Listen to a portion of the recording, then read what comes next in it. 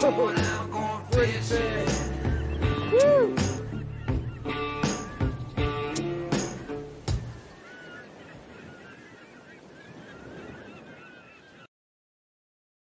Hey everybody, Jim Salmons here. Welcome to the Kayak Fishing Show Live, brought to you by Ballast Point Brewing Company. Today we're having a made in San Diego golden ale. About 80 degrees out here in San Diego today, so a cold one is appropriate. Thanks for joining us. I'm glad to be getting back to doing our live shows. As you know, it's been about a couple weeks since we did one. Kind of busy right now. I was on vacation, and then we have ICAST coming up. I'll be doing a lot of live shows from ICAST, but we're just getting back to the swing of things, and I appreciate everybody joining us. Cool stuff going on, and I'm not even sure what I'm allowed to share with you here. Whoops, what do we got? I'm gonna reach down and grab a box of goodies. Like I said, not really sure what I'm allowed to share. I've got a message out to Patrick Sabile. Asked him what I can share, but he never returned my call. So I'm going to give you a brief look at some new stuff from Band of Anglers coming out. Got some new stuff from Spool Tech. They have a new tail on these things. The same plastics that's with their Hyperlastic, which is much tougher. Got a whole box of little goodies here. These are all prototype type things that he wants me trying out. Like I said, he didn't tell me what I could share, but he didn't tell me what I couldn't share either. So I'm sharing a little sneak peek of some cool stuff. And as soon as I get the go ahead from him that I can give you guys more details, I will. But as always, Patrick Sabile, is the genius. I'm looking forward to this one right here. I'll show a little bit more of that one. I'm looking forward to this one right here. Like I said, very cool stuff coming from Band of Anglers. Ooh, look at this box here. So it's a lot of the Hyperlastic stuff, and that stuff is just super tough. There's a couple of new of his ocean-born flying poppers in here, different sizes. Like I said, some really cool bag of plastics. Most of the stuff is all prototypes. So there's your sneak peek at some of the stuff we have going on here. Andrew, how you doing, man? Thanks for joining us. Scott, good to see you as well, or see your name anyway. Caitlin from Georgia, thank you for joining us.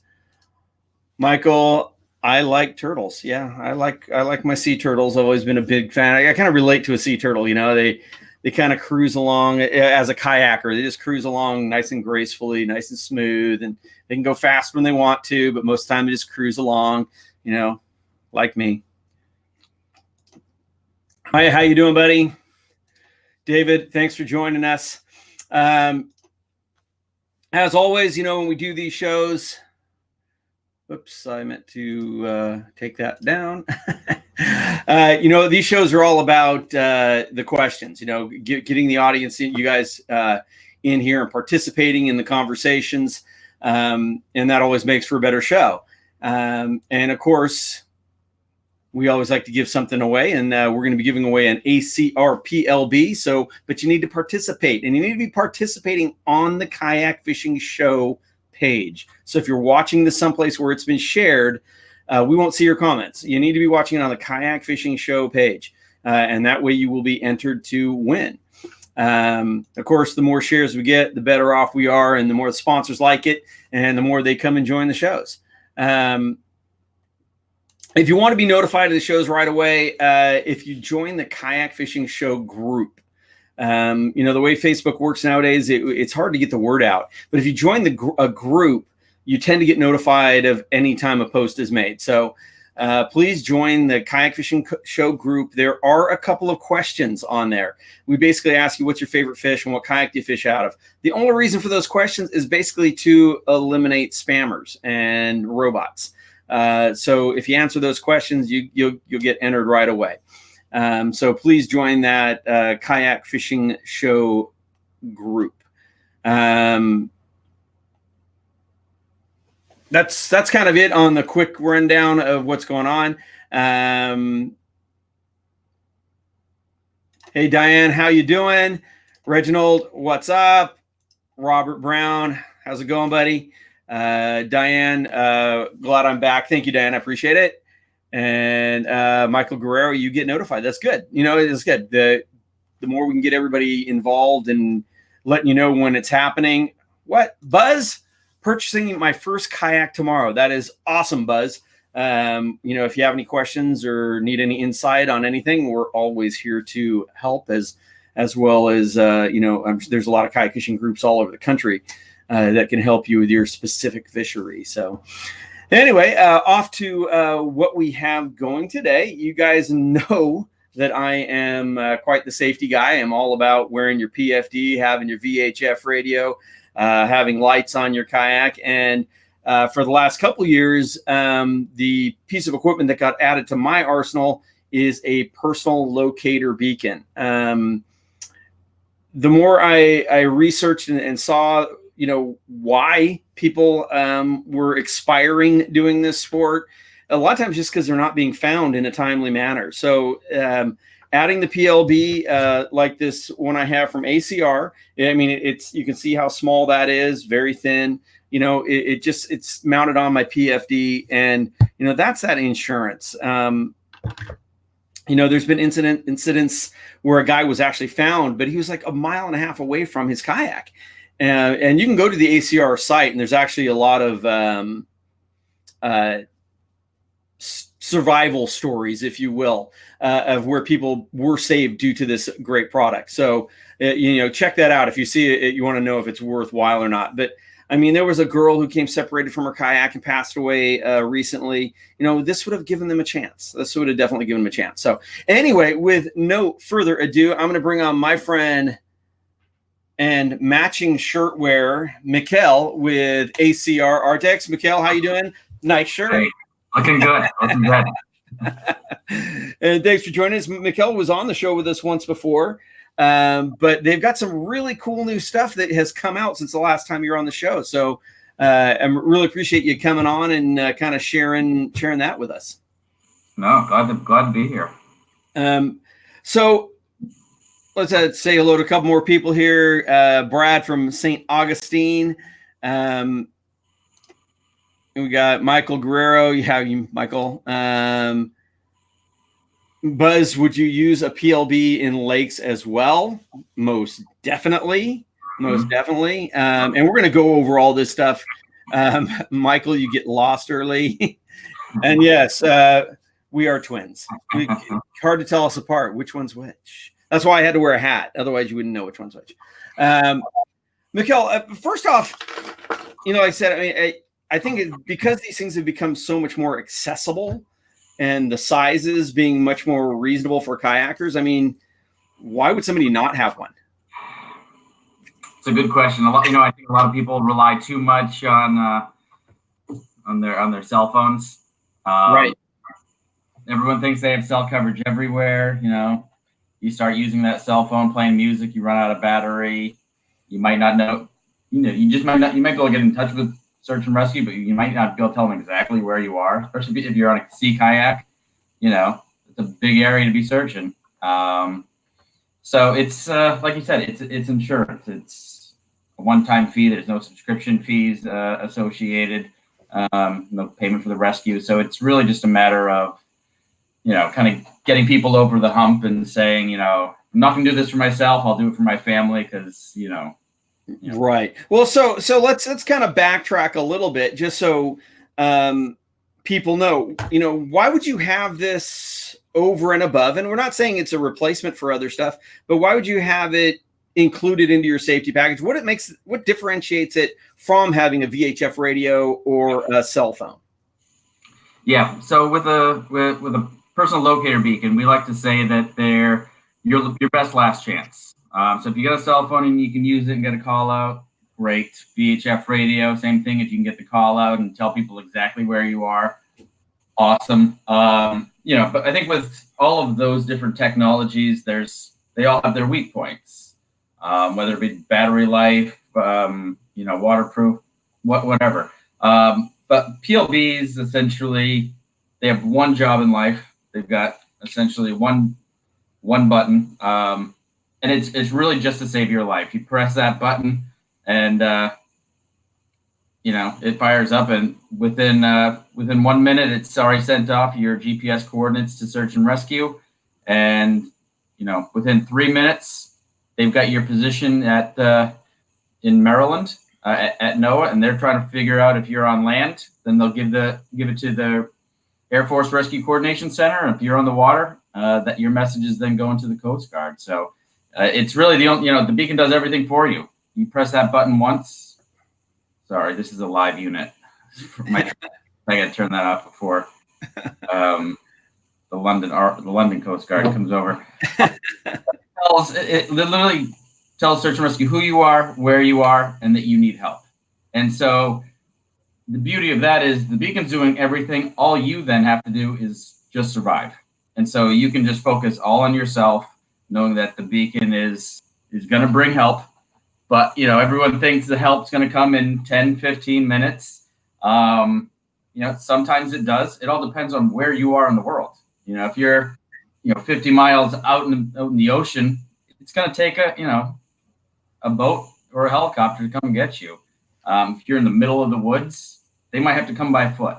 But typically, most of the survivors we talk to, 2 hours is probably a pretty good average. Scott had a question here. Scott says, I'm all about safety. Do you need a subscription for PLB services? If so, what does it cost? I know it's worth it, but we still need to afford it. Yeah. So it's a lot of different companies call their products personal locator beacons, but if there's a required subscription for the product, then it's not a personal locator beacon. So personal locator beacons are on this 406 megahertz frequency, and so essentially they work through government satellites. So there's no subscription because essentially taxpayers are funding these satellites, and they're already up in space, and so no cost to the rescue, no monthly subscription, no annual subscription. Once you buy the beacon, you just have to keep it registered, which is free. So that's it. So you can get in at, they start at $279, go up to $349, depending on the features that you want. But that's it. There's no other hidden fees. Yeah, that's the key. I mean, I remember the spot devices and all that. You had that monthly subscription, and it was kind of cost prohibitive, really. It looked affordable in the front end, but in the back end, it got ridiculous. Yeah, I mean, the spot device is pretty cool. The Garmin InReach ones are pretty cool. I've been with both of them. I like some of the tracking features that they have. Yeah, when you start adding it up after 2 years, all of a sudden it's like, it's going to get a little expensive for you. Right. And the reality is, I mean, with something like this, I mean, they are affordable, particularly when you start going, okay, what's your life worth? Anybody who ever balks at that, it's like, don't you think you're worth more than $279? I think so, and I think you're probably your family thinks so as well.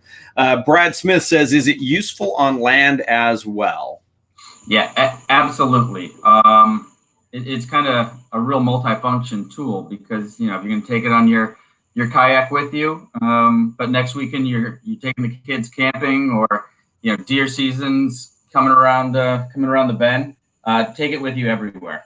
Family vacations, you just never know when you might need it, and I would think just an excellent thing for people who are doing a lot of mountain biking, backcountry stuff. I mean, an excellent way, because people aren't going to know exactly where you are, so. Yeah, and even if you leave obviously we want everyone to leave a trip plan, no matter where they're going, on land or on sea. But I think there's a lot more applications for the use of these on land, and I think the majority of our survivors are coming from the land-based activities. Like you said, whether it be hiking or camping and mountain biking, backcountry skiing. I mean, it's. I said, and they're so small and light now that there's no reason not to, I would think. Yeah, and yet still buoyant. So if you drop it in water, it's still going to float for you. Oh, awesome. Awesome. Edgar says, hi, how you doing, Edgar? Diane, there's no price for safety and peace of mind. And that's very, very true. David says, great especially for us older guys on the kayak.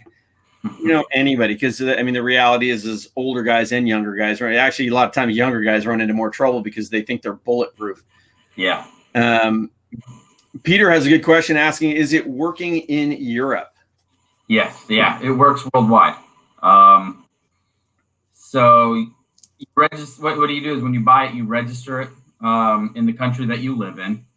And that's just, so for me, right now I'm traveling in London, but mine's registered with NOAA in the United States. So if I was over here and to actually need to activate my beacon in an emergency, it's going to be the RNLI or, the London Search and Rescue, or the UK Search and Rescue team coming out to me. But in Maryland, NOAA will still be notified that, a U.S. citizen's beacon's going off over, by Heathrow Airport. And so they'll be calling their counterparts, in the UK to figure out, is everything going okay? Do you have resources on the way? How's it, and that way they can then talk back to my family and let them know what's going on. Because when you register the beacon, you provide 2 emergency contacts. And so, Search and Rescue wants to know as much information about this rescue that they're getting involved in now, because they're putting, helicopters or boats or land vehicles, out there with, more importantly, their personnel that's putting their life on the line. Because, let's face it, a lot of these rescues aren't during the best weather. Right. So, they've got to put their assets out there to come and rescue me. And so in the registration, I have to provide 2 emergency contacts. So those emergency contacts can then tell Search and Rescue, he's wearing, an awesome shirt. He looks like, Jim today. His beard's a bit gray, but more importantly, how many people is he traveling with? What color car did he have? What kind of boat are they looking for? Any of those little pieces that that emergency contact can provide will help your own rescue. And the more you fill out in your registration, there's a big piece in there for additional information. You've got health and concerns, Right. heart pills or anything like that, or diabetic. Put that all in there, because it's not. Everyone always thinks your boat sinks, and that's why you need to turn on your PLB. You're lost in the woods. It could be a million different things. Right. Rex McNamara says, hello. How you doing, Rex? Ryan Howell, is this similar to a spot, or how is it different than a spot? So it's different from a spot because it only has one purpose. It's only going to search and rescue. So it's not going to do any of that kind of tracking features that the spot product does. And then the other difference is really how your message gets to search and rescue. So for the spot, obviously you've got the subscription fee, and that's because you're using the Global Star satellites, which are commercial satellites, and that's why there's a subscription, because you're working off a commercial company's satellite system. But the signal will then come down to a company called GEOS, and they're kind of like a rescue coordination company. And they will then try to get in touch with the closest Coast Guard and say, here, we have a customer and here's his coordinates. So as long as they've got your GPS coordinates and as much information as they can, search and rescue will typically just take it and go. If they don't have GPS coordinates, though, they'll start treating it more like a missing persons report and really start an investigation. So that's kind of how the spot search and rescue system works. With ours, we're using the government satellite, so it's an instant connection directly to either the Coast Guard or the Air Force. How many satellites are there? There's 3 different constellations. I forget the total number of satellites up there now. It's quite a few, but there's a low Earth orbiting. So every 50 minutes, one of these low Earth orbitings, going overhead, and it'll pick up any beacons that are going off. There's a new mid-Earth orbiting, These are the latest satellites that they just launched, and these ones will actually pick up a beacon even without GPS coordinates. It'll pick up the beacon 95% of the time within 100 meters within 3 minutes. So wow, real big advancement with those ones. And then there's geostationary ones that are the farthest out there, and they just rotate with the Earth, and they've got pole to pole coverage, so they can see everything from the tip of the North Pole to the bottom of the South Pole. And so there's 3 different satellites up there monitoring this system. But it immediately just goes right to NOAA. NOAA grabs your registration and they send it off to Coast Guard or Air Force, depending if you're on land or water. So we really need to reiterate that if you do get one of these, it's imperative that you register it. Yep, that's your part of the rescue. Right. This is a great comment from Julio. Picked up my ACR rescue link last week after watching your last ACR episode on here. So that's very cool, man. Thanks for doing that. This is a great question here because this is something we needed to lead up to anyway. And one of the reasons you're on here, we have new units now from the one when you were here last. So why would someone choose the model with the screen? What are the benefits of the one with the screen and the newer units? Yep. Before I get to that question, I want to save Julio $25 because he bought the beacon last week. He said, go to our website, download the rebate form, send in the receipt. We'll send you a $25 rebate card. That's the promotion we got going on right now. So if you bought it last week, you're in. Yeah, and I was going to pop this up, and that was nice to throw that retroactively. If they've got a deal going right now, if you buy an ACR PLB between now and July 15th, there is a $25 rebate. And for people who are the next level up and getting EPIRBs, you said it was like a $50 rebate? Yep, exactly. So a great deal here, as well as the fact that somebody who is watching is going to have a chance to win one of these. So anyway, back to the digital display question. We added in the digital display for a very good reason. I'm going to give you the whole screen so you can maybe show it a little bit better. Yeah, this is just, you can kind of see the glare. Sorry for my hotel. Yep. When you activate one of these beacons, it's a one-way beacon, right? So your signal is being sent out every 52 seconds for 28 hours. And essentially, without the digital display, all you're seeing is a red LED flashing and then the strobe light, on the bottom flashing. And that's all you're seeing. So you don't necessarily know what the beacon's doing when it's sending anything. And so I just have to make sure I turn this off correct. So what the digital, it really provides you with some peace of mind in an emergency situation. It's doing a countdown every time it's sending off that live burst. It's downloading your GPS coordinates and displaying them for you. So if you do have a VHF radio, you can just start, jumping on the VHF and screaming out your GPS coordinates that the beacon's giving you. So everyone kind of, out there listening can record them and can find you. But really, it's that peace of mind. You might be sitting there with a broken leg out in the middle of nowhere, and at least you've got that kind of, you can see exactly what the beacon's doing. It's giving you a little bit more hope. It's just trying to give you a little bit more comfort in that time of need. And really, the feature came from talking with our survivors. And regardless of the digital display or a beacon without it, most of the survivors we talk to will be like, I didn't think anything was happening. I hated you guys for 2.5 hours, and then all of a sudden a helicopter flew overhead and stopped, and I thought you guys were the best thing in the world, and go anywhere without it. But it's that time between not knowing and in years to come, there's going to be eventually a return link service that comes with these beacons that will turn on a blue flashy light that lets you know that search and rescue saw it. But that's kind of part of the satellite network we're just waiting for. And when that comes, that digital display will be a whole lot more useful. Hey, Jacob actually has kind of an interesting question. We touched on it already, but he says, would this work internationally? I'm from Panama. Now, Mhm. you're talking about you started getting into more third world countries and that sort of thing. Are you still going to have that coverage? Are you still going to? I mean, is NOAA going to contact somebody in that country, or if it's registered in that country? How exactly is that working? Yeah. So the important if he lives in Panama, the first thing is you want to buy your beacon in Panama, because every beacon is programmed to a specific country. Kind of hard to see there.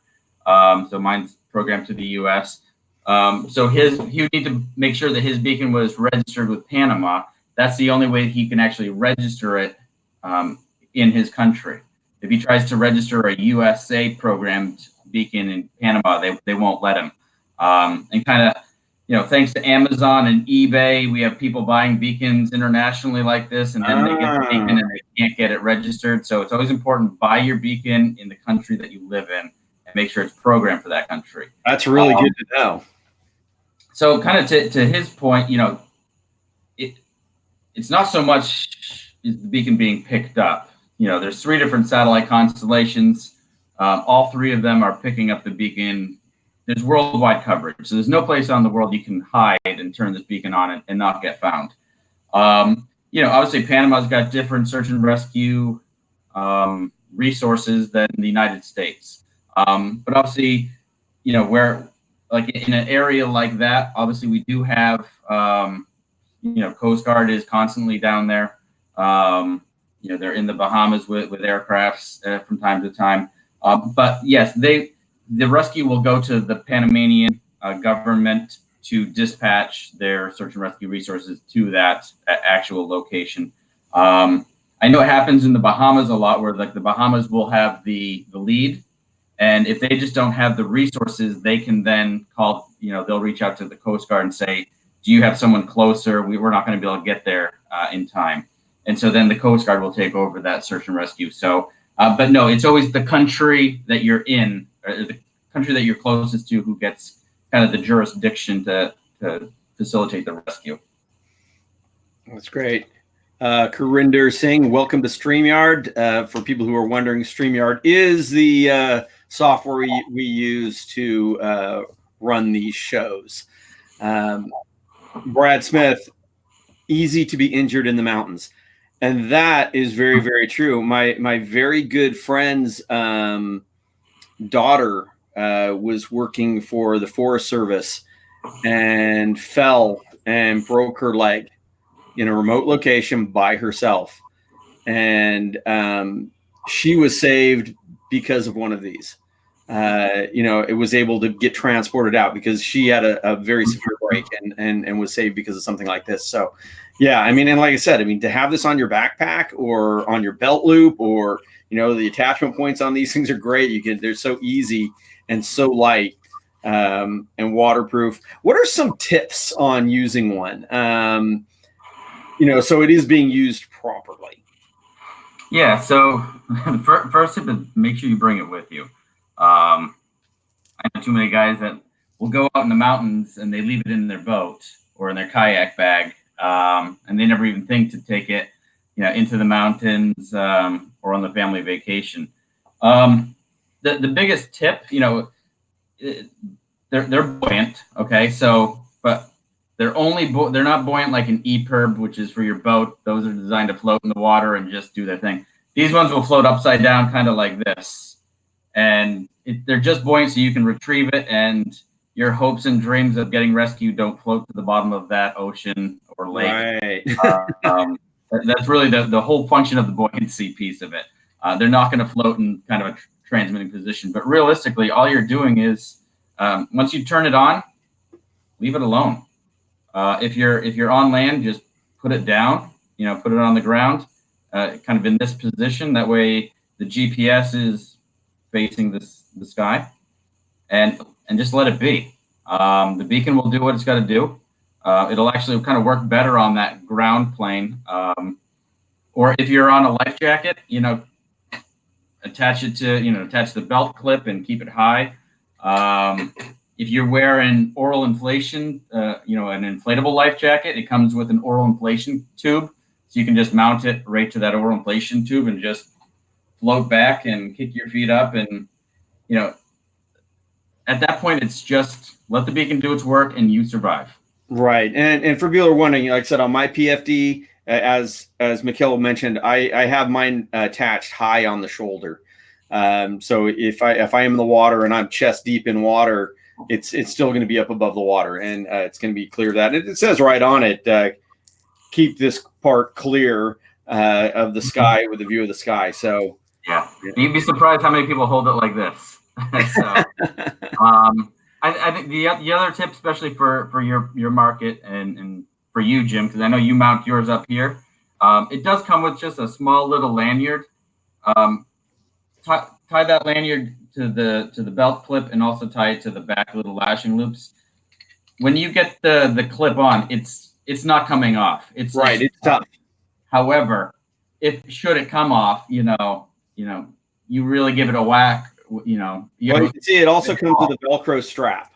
So yep. I when on mine I have both of those in use. Yeah, just keep the lanyard tied to. That way you're not because when an accident happens, you're immediately going to start panicking until you calm down. So just a little extra reassurance. Right. How else was this one changed from the old one? So what we did when we designed this one was you kind of brought up the fact that we have like a survivor club. We got all these stories on our website. And so anyone that uses one of our beacons, we replace it free of charge. They come to the site and they give us their story. So our older Rescue Link model, it used to have the buttons on the side under the antenna, and the antenna kind of wrapped all the way around the top and clipped to the very top. So we actually went and talked with a bunch of the survivors that used that beacon in the rescue and just kind of said, what did you like? What could we improve upon? And they immediately said, put the emergency button on the front, having it hidden underneath on the side. We get it, but it just make it so much easier having it there. Again, they said I needed something to do in those 2 hours, and having some sort of a digital display telling me what the beacon's doing was a big thing. And then they really just wanted, they liked the antenna clip, but they thought, could you make it a little bit more easy for a one-hand activation? Sorry. So just now I can just one-hand activate it a whole lot faster. And that's kind of the name of the game. You might only have one arm to do with this. So. Right. Yeah. But there is issues. I mean, you do need to make sure you don't accidentally use it, correct? And that's where registration comes back in. As long as you register the beacon and you accidentally activate it, you're going to get a phone call from NOAA trying to figure out, is this an emergency or not? Even if you quickly, you've seen me activate mine, and by all means, don't do that. I have a specially test-coded beacon here for when I travel, just for these kind of demos. So it doesn't actually send a live unit, but it will just continuously send test messages, which would get their attention as well. But yeah, in the matter of a false alarm, even if you just let one or two bursts hit the satellites, they will immediately try to start finding that beacon. So as long as you registered the beacon, they'll give you a call and you say, sorry, didn't mean to. I thought I tested it. They'll just say, be more careful. Thanks for having a beacon. Yeah. Just make sure this is all taken care of before they send the helicopters out. No, exactly. It's one of those things. They're not going to fine you. If it was just an accident. If you're out back with your buddies having a 6-pack of beer and you're like, let's push the button and see what happens. Okay, now you've just cost them a lot of money flying a helicopter over your house. They might send you a fine, or a cost for that helicopter ride. But realistically, if it's just a false alarm and they can handle it with a phone call, if you push the button, you push the button. So if you see an unknown caller dialing, answer that phone call. Right. Scott says, I'm making him thirsty. Time for a cold one. Well, yeah, sorry. That's my job. Making me thirsty too. Last point. Alan says, hey guys, how is it powered and how long does it last? Yeah, so it has a dedicated lithium battery inside. So like I said, there's really nothing to do. There's no recharging. It's not a rechargeable battery. So once you buy it, it'll have about between a 5 and 6 year shelf life on it. And on the side, it'll just have a little sticker with when it expires. So realistically, for once you buy it, you've got 5 years. Don't have to do anything, so just keep it registered. After 5 years or 6 years, depending on when you get it, we have about 200 battery replacement centers throughout the United States. You can send it to one of them. It's kind of like a tune-up for your car. It's not just a couple batteries from CVS you put in there. This product has to save your life. And so we take that very serious. We replace all the gaskets and O-rings and do satellite testing on them. So, but we have trained service centers throughout the country that can do that. And then, when you do turn it on, it will work for 24 to 28 hours, and that's at -4 degrees Fahrenheit. In the summer, you might stretch a couple extra hours out of that battery life in an emergency. So, how much is one of these if I need to send it in for a tune-up? I'm done with my 5 years and needed a new battery and such. Yeah, I mean, obviously, right now, our battery replacement service average, I think it's like around $150. 5 years from now, I can't tell you how. It'll probably be similar, if not less, than 5 years. So right, but it'll be cheaper than buying a new one. It's a lot cheaper than buying a new one. Yeah. Ryan also asks, would be great for backpacking trip as well. What do they weigh? I'll tell you what they weigh. Nothing. I mean, that's ounces. Yeah. I mean, it's lighter. Let's see. I'm kind of doing this. Where's my camera? Lighter than my hotel remote. I would say it's lighter than my cell phone. I've got a big iPhone 10, which is a bigger phone, but it's lighter than my phone. So if that answers your question at all.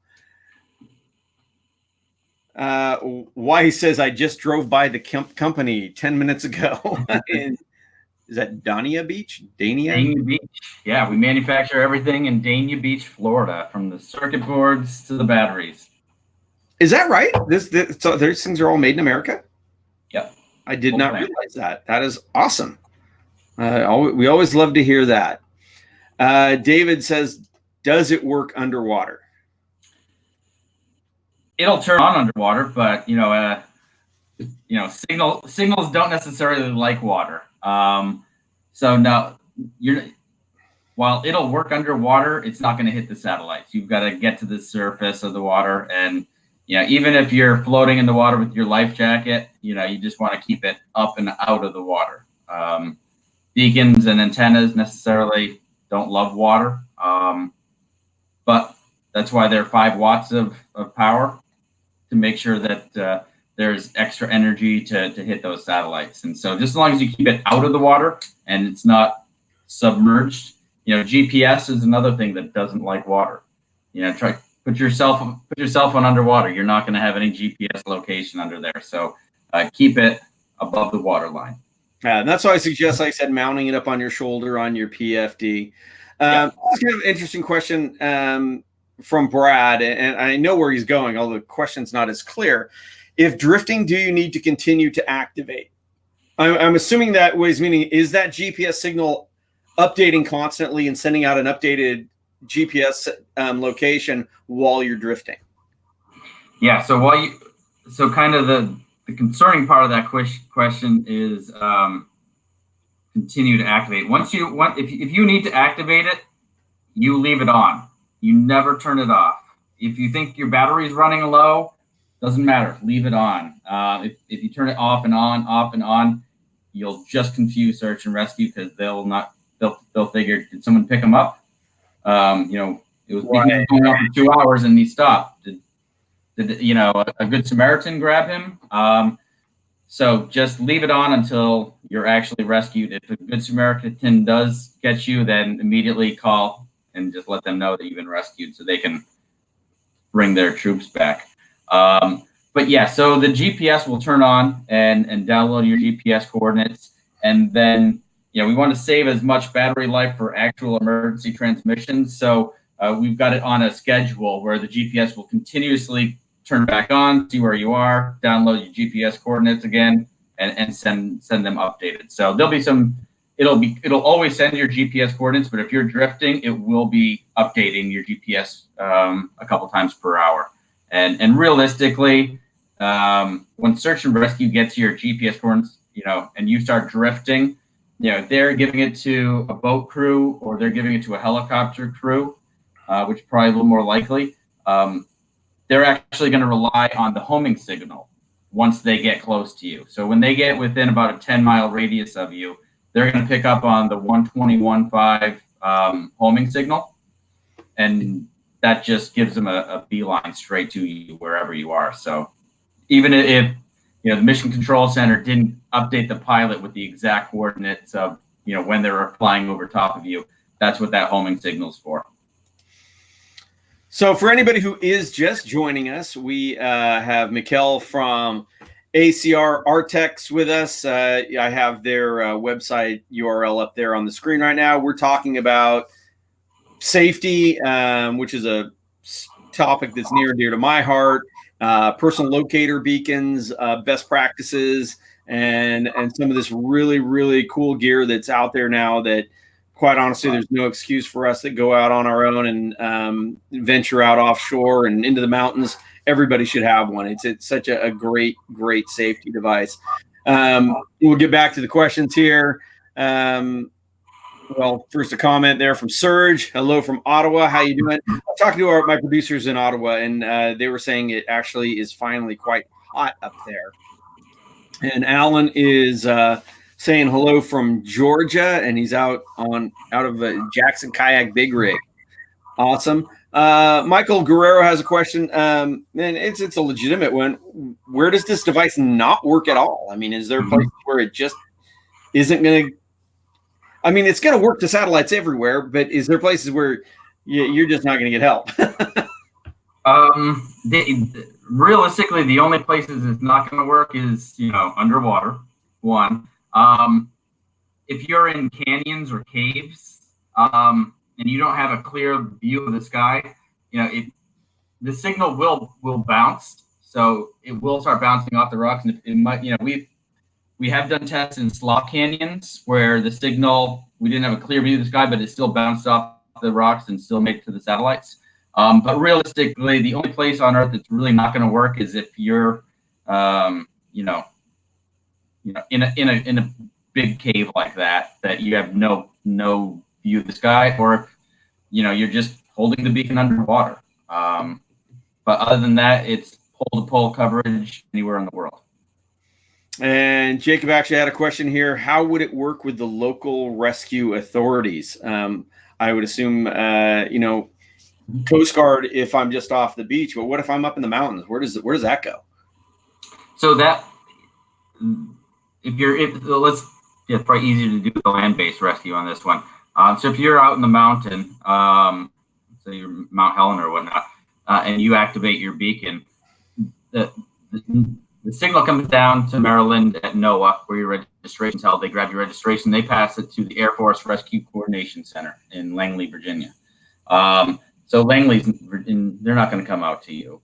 So what they're going to do is they're going to call Park Services, you know, local state police, whoever they have as their registered search and rescue team for that area. That's who they're going to call. They're going to give them, you know, your registration information. While they're doing all of this, they're already calling your emergency contacts to get additional information. And they're just going to pass along your coordinates and everything they know about the rescue, and that Park Services or that State Patrol. We've had fire departments rescue people. So it's up to the Air Force Coordination Center to figure out who they want to send. Awesome. Okay, so I'm going to take one more question on this, and then we're going to kind of move on to a little bit different topic. But this is a good friend of mine in New Zealand, Kerry Flowers. How are you, man? Good to see you on here. He says, so I have a PLB that is registered in my own country, and that'd be New Zealand. If I take it overseas and need to use it, does the signal go back to the country that it is registered to? So this all around the world, there's ground stations. So there's a few in the United States. There's a few throughout Europe, India, Australia has them. Russia and China have them. So these because the original satellites were the low Earth orbiting, so you'd have to wait for the satellite to pass the information down to one of these ground stations, and sometimes that satellite would be on the opposite side of the world, and it's dumping that down to only that particular mission control center. But now with the geostationary and the mid-Earth orbiting satellites, there's at least one, if not two or three satellites overhead at all times now. So realistically, everyone in the world gets your distress signal. So don't be embarrassed. There'll be some guy, if you're in, if you take your beacon to the United States from New Zealand, people back in New Zealand, or the rescue coordination team in New Zealand's going to know. So is everyone in Europe. But it's private. They're not sharing your registration. But in New Zealand, I believe it's AMSA. They are the ones that are responsible for your registration. So that's kind of their part of the rescue. They'll be providing that over to the United States, and here's who that beacon belongs to, and here's his emergency contacts. That way, they can still play a part of it, and obviously they want to make sure that their own citizens come back, in one piece. So that's how it works worldwide. That it's really that kind of handoff of the registration to that country that's going to go and do the rescue. Okay. So, Mikhail, I'm going to ask you to do me a favor here, and I'm going to answer a couple of questions off to the side. Can you do me a favor and refresh your connection? Because you've become super pixelated, and it's breaking up a little bit, so that might help us. And then I want to, as soon as you come back, we'll get back to the other topic. Perfect. All right. Nikita says, hey, good afternoon. See where else we had here. Rex, do all or most of the models float? Yes, they do. They are buoyant. Brad Smith, this perfect for my trips to the Keys. Been sucked out by current more than once. Thank goodness for a charged battery and trolling motor on my kayak. Yeah, exactly. And that's the thing, is this is a last line of defense. It's not something you're going to be using every time you go out. If you exhaust other things, and then you break out your PLB.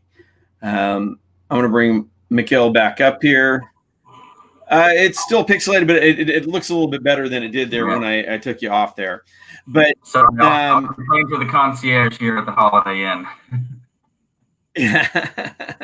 So our next topic was basically because you have this cool new product. You guys just sent me one, and basically this is a man overboard system or solution, if you will. It looks like you have one on your wrist. I do, yeah. So this is we call it the ACR ARTEX. It's an overboard location alert system, and so essentially you pair it with our mobile app on your phone, and what it does is when you track your beacon, if you're to go overboard, and essentially get separated from your phone, it will break the automatic the virtual tether, and your phone will act as a man overboard alarm, sending a siren out. It'll record your GPS coordinates, so you can then turn that boat around, come back to the location, and really create more of that instant alert of something went wrong while I was out on the water, in the hopes that you don't have to resort to this. So it's kind of a preemptive strike to try to keep yourself. But what'll happen is you'll get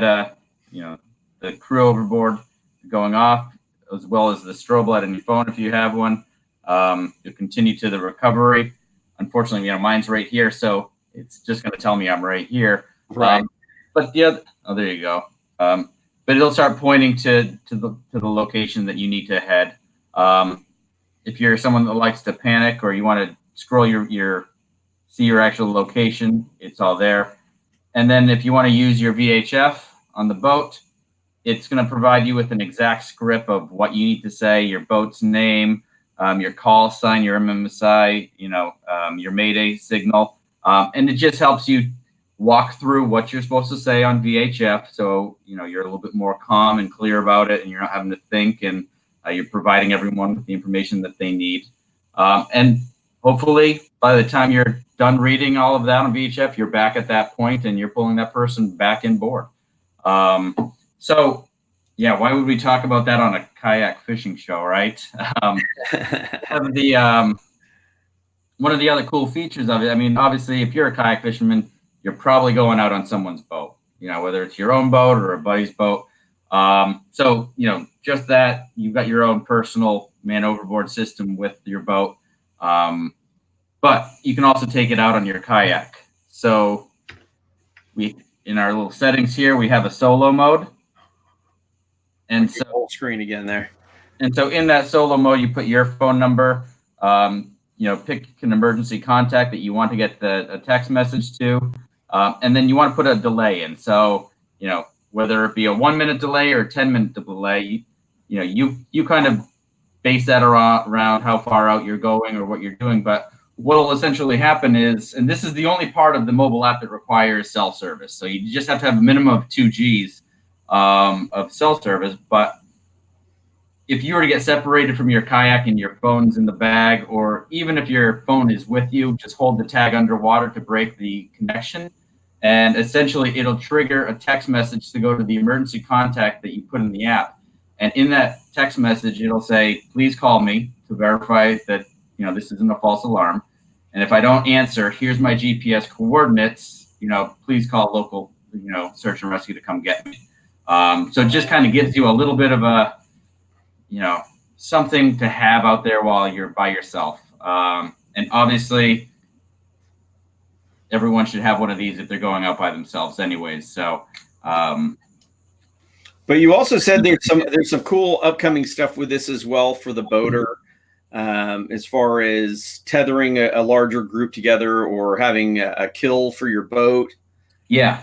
So with just the phone, it makes it nice because you can track up to 6 of these tags just with your phone, and it makes it a real cost-effective solution. But if you've got a big crew on your boat, more than 6, what are you going to do? It doesn't really help you much.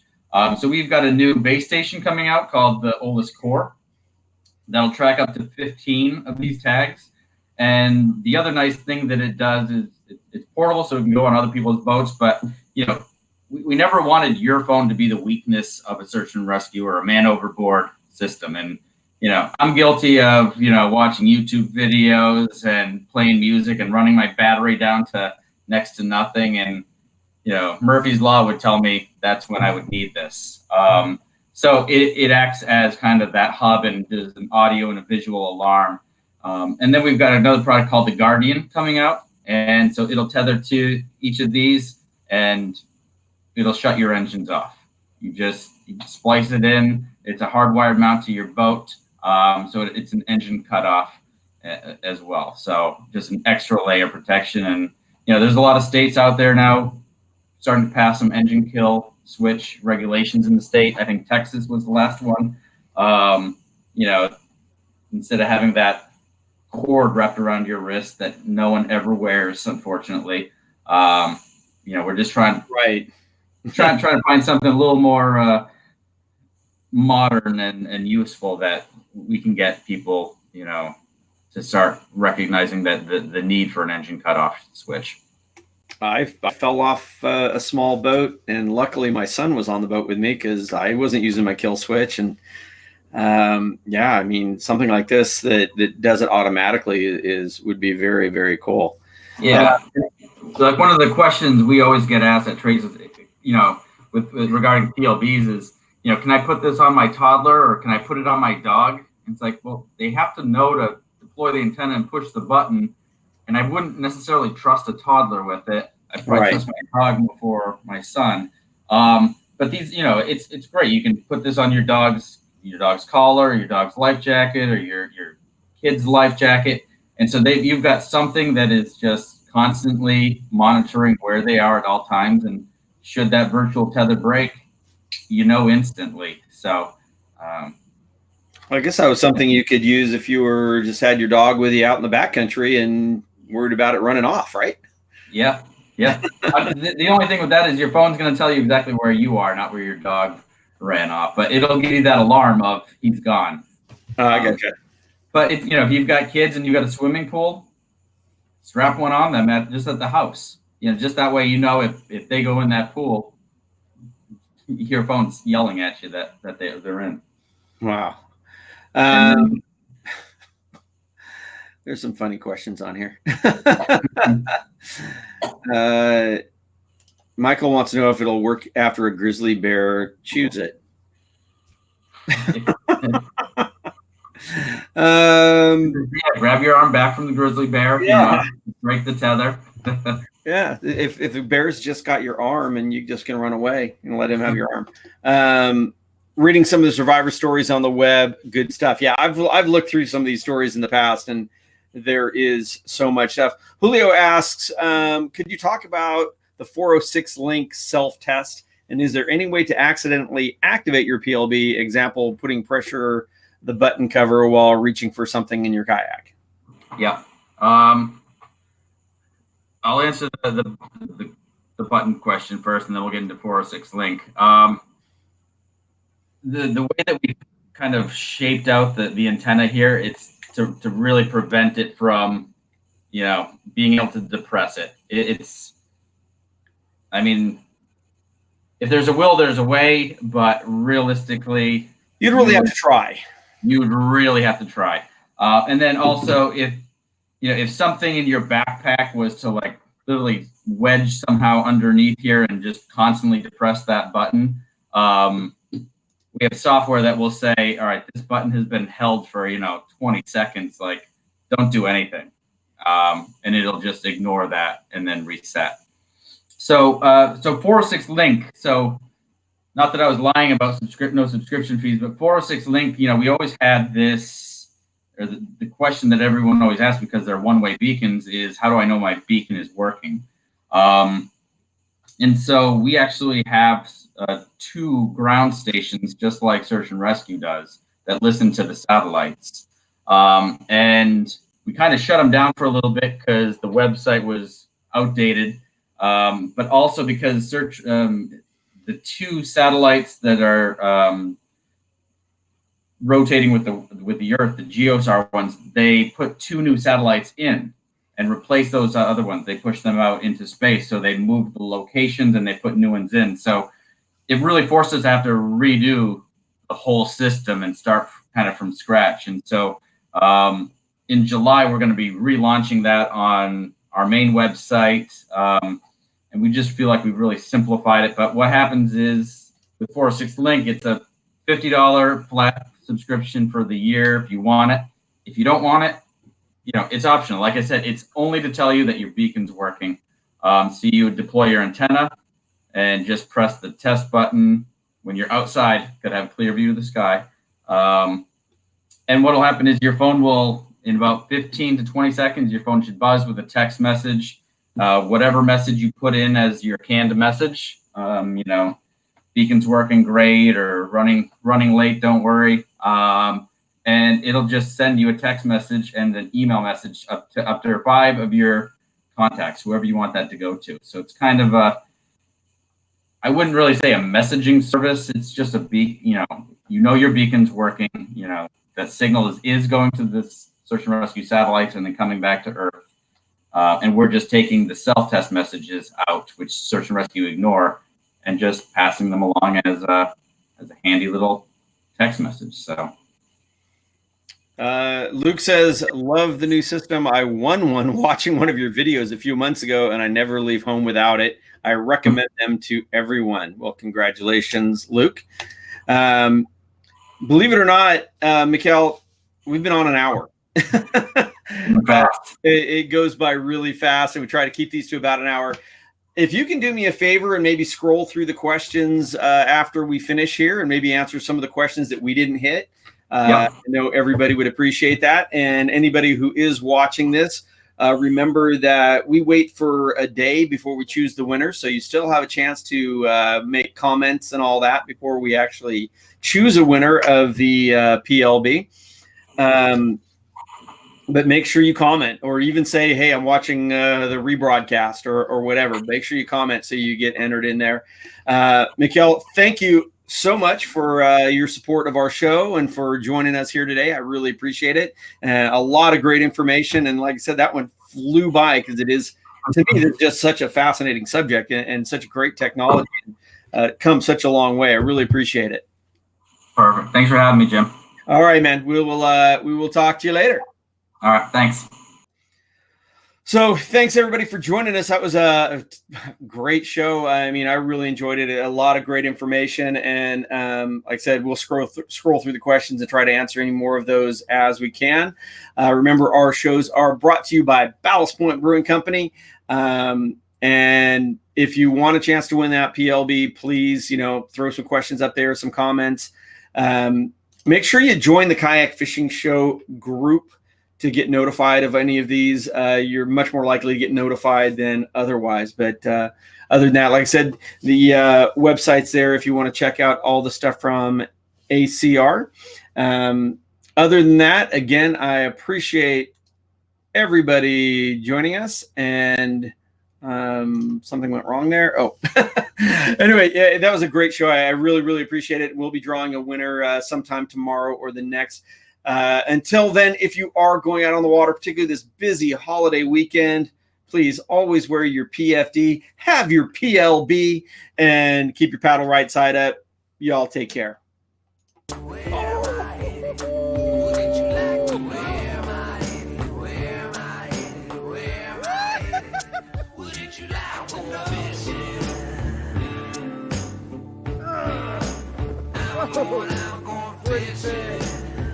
Woo!